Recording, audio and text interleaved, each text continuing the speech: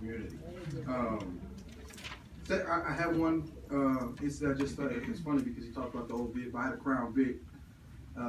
Had some 24s on it. But I ain't gonna lie, I was feeling, like I said, I was feeling fresh. I had just washed it. I had my son in the car seat in the back. We were going to the lake. My squad, I worked AMs at the time. We were having a barbecue at the lake, so I had to go pay a bill and pulled out from the Time Warner. I don't have a new one. But as I'm driving, I see them coming out the corner of my eye. I was like, the downtown unit guys. So I'm like, okay, I'm gonna see what's going on. I'm gonna see.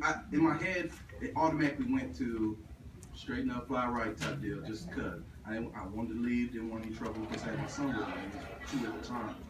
As I'm driving straight, boom, pull up to the light. I make sure I stop before the designated stop point. So I was like, okay, I'm good. I waited, instead of just turning on the red light, I just waited till it turned green. I went ahead and turned, and next thing you know, the lights pull over. So I don't immediately tell who I am. I'm just, okay, have my hands on the wheel, just I got my weapon on me. So I'm here, and he comes up and he says, licensing, insurance. I go ahead and I give him my license. I was a young officer, he didn't know who I was at the time. And so I'm like, okay, I asked him what I was stopped for. Long story short, he says, well, you failed to maintain a single lane right there, and you failed to stop at a designated point. And I was like, I didn't argue, I didn't do anything to that nature. I just kind of looked and I said, I did what? And he was like, yeah, that's what this is. So I go ahead and he was gonna write me a citation, and then when he asked me, because he's on the citation, where you work at, I said I work for the Clean Police Department, and he was like, oh, well, first thing, why didn't you say something? And I was like, I didn't know I had to. And anyways, they started doing the Mike Jackson moonwalking off of it. This is what blah blah blah, and it kind of bugged me, but the trick is not to get angry, because if you get angry, it proves the point. I don't want to be the angry black man. I want to go ahead and do what I'm supposed to do. So I followed the proper protocol, talk to my chain of command, my sergeants, and address the situation that way. Now, because of some other instances, he doesn't work there anymore. Not because of that, but he doesn't work there anymore. I know we talked about some other things as far as like education, and we talked about having a firm foot in the past. I strongly agree, but we have to take some initiative, and we also said some things that starts at home. And I don't mean as far as your behavior or common sense type things. It's the little things to me, because I speak at a lot of elementaries, middle schools, and high school children, and the children are always scared. And I said, well, why are they scared? Prime example. How many of you guys out here, when you got your kid with you, and if they're acting up, you see a police officer, what did you always hear? Hey, you better be good. Subliminally, that kid doesn't know, he's learning, guess what, I better be good, or I'm going to get in trouble by the police. No, that's not how it works. And what I try to do, and what officers have to do, as far as training, cultural diversity type training, is to understand those things, and don't be the officer that sits up in this cubby or sits up on his parking spot and stays away from the community. I'm always out there, and even if people call me 12 all the time, I still talk to them. How you doing, brother? Just to let them know, number one, I'm here because that's what I need to do, show a presence in the neighborhood. Two, let them know that I'm not scared. I don't want you to be scared of me, and I'm not scared of you. We're together. I'm here to protect you.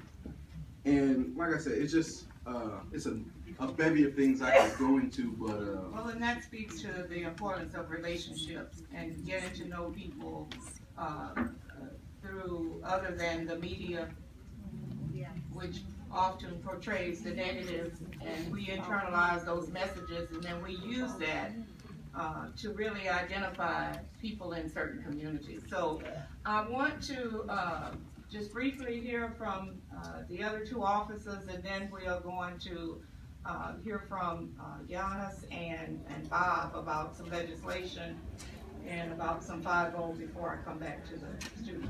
Yes. Real fast, just so you know, Jeremy, I will not let you down. It is a good profession. We do need more people like you in it. Major thing he's going to tell you, but you have my card.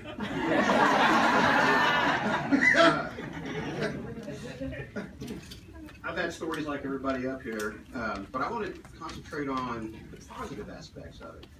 I was talking to Gary and Don Nesby, positive influence, helped me get into law enforcement, helped countless African Americans get into law enforcement.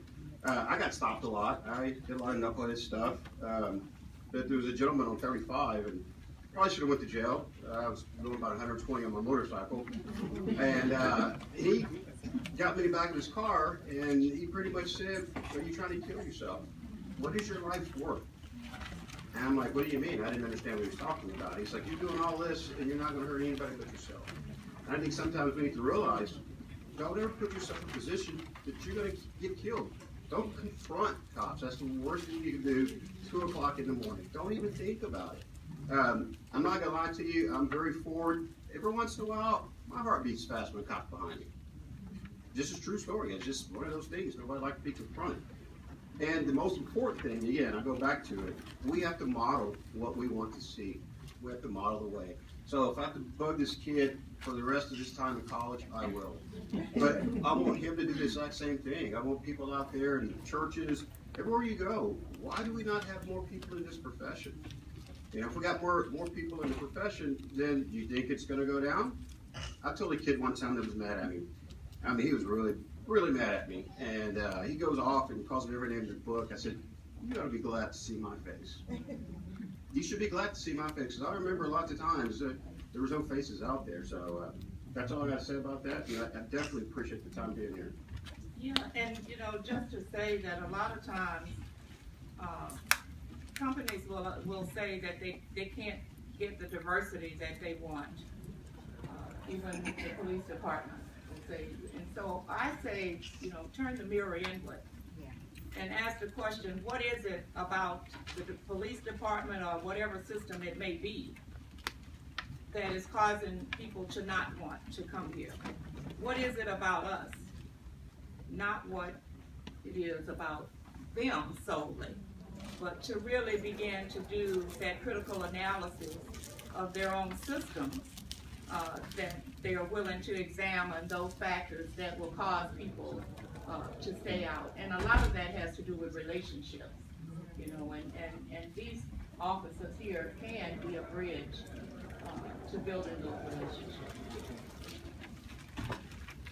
I can go back to my beginnings with the Department of Public Safety on May the 11th, 1984.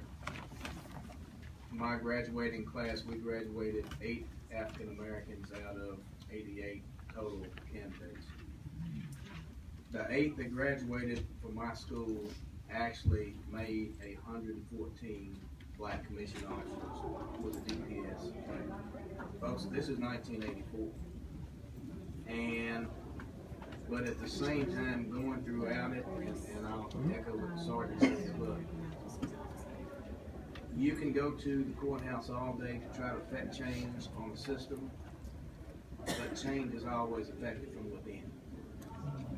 The more people that we have in this profession that look like us, that understand us, that know what it's like to be like us, that's where you affect change. Now, a couple of instances that I will cite on my own behalf, actually, for the latter portion of my career, I was a non-uniform officer, so with the DPS, you never had a uniform. One of which happened in the Dallas suburb, and another of which happened in East Texas. Now, the Dallas suburb probably is the most affluent Dallas suburb, of which at one time African Americans were not allowed to even own property. We were conducting a surveillance operation. I was on duty at the time as a captain with the DPS. And my vehicle, basically an unmarked Department of Public Safety vehicle, was parked in the neighborhood in one of the streets in that highly affluent community. Police officer pulls up behind me, flashes his lights, and he asked me why I'm there. And I said, sir, don't I have a right to be on a publicly maintained roadway? Well, yes, sir. Well, why are you here? Because I am in the course of an official duty. Well, what kind of official duty do you have being parked on this particular street within our jurisdiction? Sir, I'm not at liberty to discuss that with you. Long story short, he asked me to get out the car. He requested to make a search of my vehicle. I replied to him no. He asked me to step back to the rear of my vehicle. He told me to grab some paint. I put my hands on the vehicle. He said, well, do you have any type of identification? Sir, all the identification I have that you may need is in my right rear pocket, which is where I kept my badge and my official identification. Subsequent to him seeing my identification, he was very apologetic.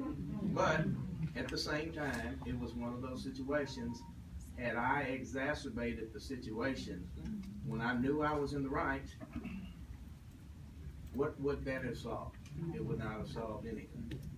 Second situation, I was actually still a captain with the DPS. We were headed to a location in Deep East, Texas. And at the time, I was actually being driven by one of my Anglo subordinates. And during the course of a traffic operation that was happening in that particular county, we hear one of the guys on a county channel says, you need to stop that car. We saw an N and a white boy riding in the same vehicle. We stopped a car like that the other day, and we got 10 pounds of dope out. So they stop us. So we know what's going on. So, of course, my subordinate, he gets out of the vehicle. He's talking to the officer. He quite naturally asks him, why did you stop us?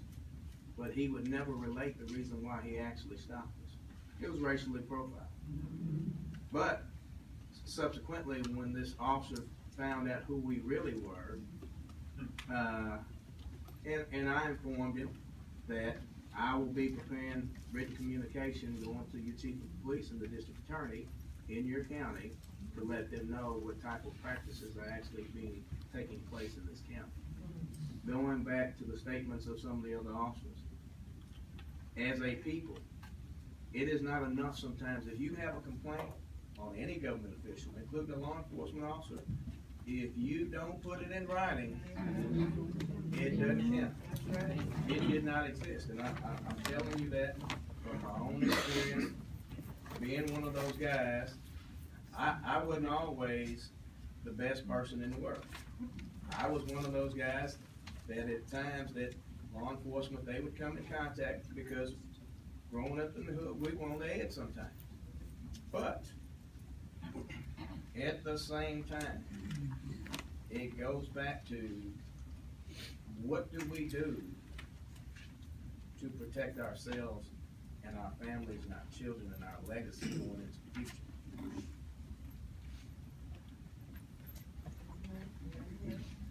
Thank you. And as we move into asking, Mr. Cobb is going to tell us about some of the legislation.